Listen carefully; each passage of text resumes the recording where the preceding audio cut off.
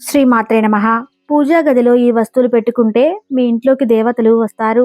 అతి తక్కువ సమయంలో ధనవంతులు కావటం ఎలా? ఈ రోజు వీడియోలో తెలుసుకుందాం. సహజంగా అందరూ పూజా గదిలో దేవుని ఫోటోలు, విగ్రహాలకు ప్రాధాన్యత ఇస్తారు. మీ ఇంట్లోని పూజా గదిలో కొన్ని ముఖ్యమైన వస్తువులు పెట్టుకుంటే అనేక భోగభాగ్యాలు మీ సొంతమవుతాయి అని పండితులు చెబుతున్నారు. ఈ మంగళకరమైన వస్తువుల వల్ల అనేక ఆర్థిక ప్రయోజనాలతో అద్భుతమైన ఫలితాలు పొందవచ్చు. మరి ఆ మంగళకరమైన వస్తువులు ఏంటో ఈ రోజు వీడియోలో తెలుసుకుందాం. ముందుగా అందరూ జై శ్రీకృష్ణ అని కామెంట్ చేసి వీడియోని లైక్ చేయండి. పసుపు అక్షంతలు పూజా గదిలో ఉంచితే లక్ష్మీదేవి అనుగ్రహం ఉంటుంది. పూజా గదిలో అక్షంతలు ఉంచడం వల్ల మన ఇంట్లో సిరి సంపదలకు లోటు ఉండదు. పచ్చ కర్పూరం అంటే విష్ణుమూర్తికి చాలా ప్రీతి. పచ్చ కర్పూరంతో విష్ణుమూర్తికి హారతి ఇచ్చి నైవేద్యం పెట్టినా ఏమి కోరుకున్నా వెంటనే తీరుతుంది. పూజా గదిలో పచ్చ కర్పూరం, 9 యాలకులు, 9 లవంగాలు వేసి పెట్టుకోవటం వల్ల లక్ష్మీదేవి విష్ణుమూర్తి అనుగ్రహం మీపై తప్పక ఉంటుంది. శుక్రవారం సాయంత్రం పూజా గదిలో యాలకులు, కర్పూరం కాల్చి ఆ పొగతో లక్ష్మీదేవికి హారతి ఇచ్చి మీకు ఏదైనా కోరిక ఉంటే అమ్మవారికి చెప్పుకోండి. ఇలా చేస్తే కొద్ది రోజులకు మీరు అనుకున్న కోరిక ఖచ్చితంగా నెరవేరుతుంది. పూజా గదిలో ఆవు దూడ ఫోటో ఉంటే సకల దేవతల స్వరూపం మీ ఇంట్లో ఉన్నట్లే. గోమాత అనుగ్రహం వల్ల మీ ఇంట్లో ఎప్పుడూ ఐశ్వర్యం తాండవిస్తుంది. గవ్వలు లక్ష్మీదేవికి చాలా ఇష్టమైనవి. పూజా గదిలో ఎల్లప్పుడూ 6 గవ్వలను ఉంచాలి. అప్పుడు ధనలక్ష్మి అనుగ్రహించి సకల సంపదలు కలిగి ఉంటారు. గవ్వలను దేవుడి గదిలోనే కాకుండా డబ్బు నిల్వ చేసే చోట, అలాగే వ్యాపారాలు చేసే చోట పెడితే అఖండ ఐశ్వర్యం లభిస్తుంది. పూజా గదిలో నెమలికలు ఉంటే నవగ్రహాల అనుగ్రహం కలుగుతుంది. నవగ్రహ దోషాలన్నీ తొలగిపోతాయి. ప్రతిరోజు భగవంతుణ్ణి ఆరాధించిన తర్వాత వీటితో సమర్పించిన గాలి విసిరండి. దేవుడికి సేవ చేయటం ద్వారా ఆయన మీ కోరికలన్నీ నెరవేరుస్తాడు. మీకు ఎలాంటి ఆర్థిక సమస్యలు ఉండవు. పూజా స్థలంలో నెమలికలు ఉంచడం వల్ల ఇంట్లో సానుకూల శక్తి వస్తుందని నిపుణులు చెబుతున్నారు. పూజా గదిలో వెండితో తయారు చేసిన గొడుగు లేదా రాగితో తయారు చేసిన చిన్న గొడుగును ఒక మూలన పెట్టుకోవాలి. ఇంట్లో నిత్యం శంఖం ఊదడం వల్ల పాజిటివ్ ఎనర్జీ వస్తుంది. పూజా స్థలంలో శంఖాన్ని ఉంచడం చాలా శుభప్రదమని హిందువుల నమ్మకం.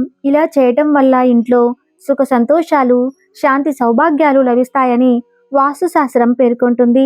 హిందూ ధర్మంలో పవిత్ర గంగా నదికి ప్రత్యేక ప్రాముఖ్యత ఉంది.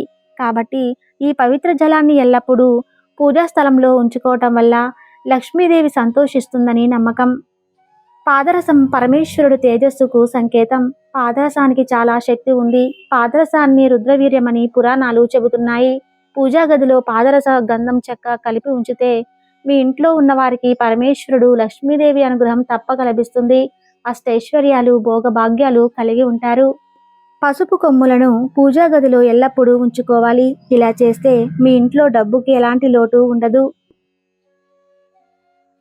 లక్ష్మీదేవికి తామర గింజలు అంటే చాలా ఇష్టం కనుక కొన్ని తామర గింజలు తీసుకుని పూజా గదిలో పెట్టుకోవటం వల్ల లక్ష్మీదేవి కటాక్షం కలుగుతుంది. లక్ష్మీదేవి ఫోటోకి ముత్యాల మాల అలంకరిస్తే లక్ష్మీ అనుగ్రహం వల్ల సిరి సంపదలు కలిగి ఉంటారు. పూజా గదిలో విరిగిపోయిన విగ్రహాలు పెట్టుకోకూడదు. వీటి వల్ల పూజలో వచ్చే ఫలితం రాదు. తప్పనిసరిగా సాయంత్రం పూట పూజా గదిలో దీపం వెలిగించాలి. సాయంత్రం సమయంలో ఏ ఇంట్లో అయితే దీపం వెలిగిస్తారో ఆ ఇంట్లోకి సకల దేవతలు ప్రవేశిస్తారని పండితులు అంటున్నారు. పూజా గదిలో 1 కంటే ఎక్కువ దేవతా విగ్రహాలను ఉంచకూడదు.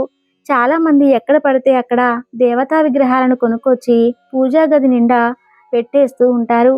అయితే అది ఏమాత్రం మంచిది కాదని వాస్తుశాస్త్ర నిపుణులు చెబుతున్నారు. ఇలాంటి కొన్ని చిన్ని నియమాలను పాటించడం వల్ల ఇంట్లో ప్రశాంతత, కుటుంబ సభ్యుల మధ్య సఖ్యత ఉంటుంది. అంతేకాదు సంపద నిలిచి ఉంటుంది. ఇంట్లో పాజిటివ్ ఎనర్జీ నిరంతరాయంగా ప్రసరిస్తుంది. కాబట్టి ఈ చిన్న నియమాలను తప్పనిసరిగా పాటించడం మంచిది. ఇప్పుడు మనం తక్కువ సమయంలోనే ధనవంతులు కావటం ఎలానో తెలుసుకుందాం. ఇంకా వీడియోని ఎవరైనా లైక్ చేయకపోతే తప్పకుండా లైక్ చేయండి. ధనవంతులు అవ్వాలనే కోరిక చాలా మందిలో ఉంటుంది.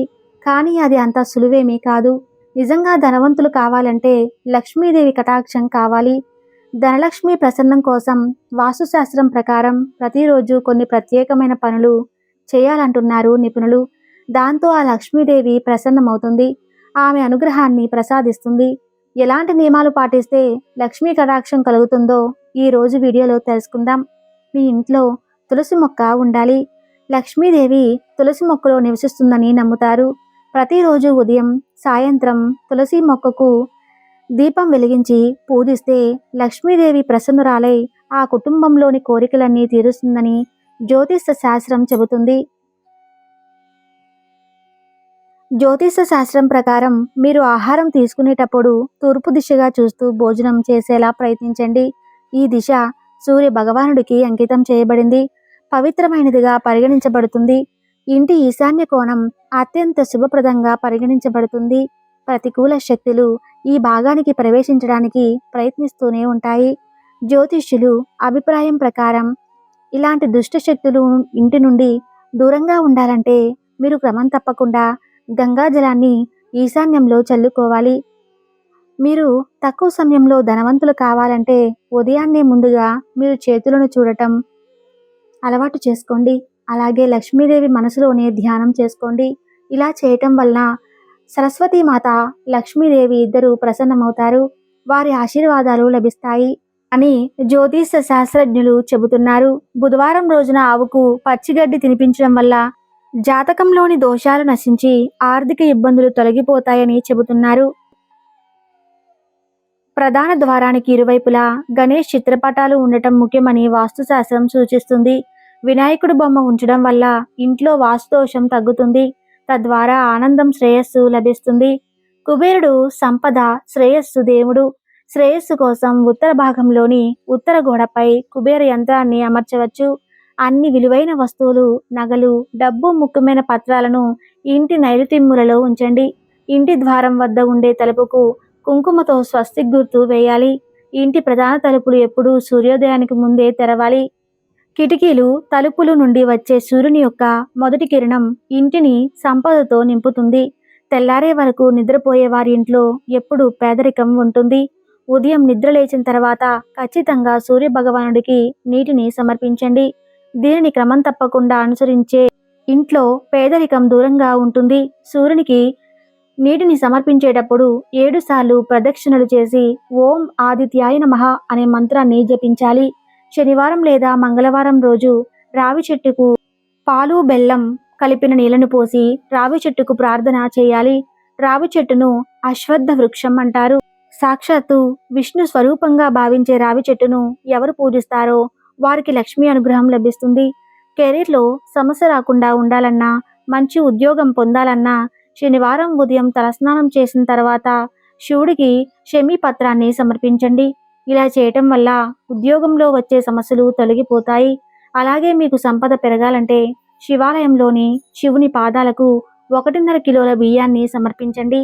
ఇంట్లో ఇల్లాలు ఏడవటం, గట్టిగా మాట్లాడడం, శుచి శుభ్రంగా లేకుండా ఇల్లంతా తిరగడం, చెడు మాటలు మాట్లాడడం వంటివి చేయకూడదు. ఇంట్లో ఇల్లాలు అసంతృప్తిగా ఉంటే లక్ష్మీదేవి ఆ ఇంట్లో ఉండటానికి ఇష్టపడదు. చూశారు కదండి. ఈ వీడియో మీకు నచ్చినట్లయితే తప్పకుండా మా ఛానల్ని సబ్స్క్రైబ్ చేసుకుని పక్కనే ఉన్నటువంటి బెల్ ఐకాన్ని క్లిక్ చేయండి. ఈ వీడియోని మీ ఫ్రెండ్స్కి, మీ సహోదరులకు, మీ కుటుంబ సభ్యులకు షేర్ చేయండి. ధన్యవాదములు. జై శ్రీకృష్ణ.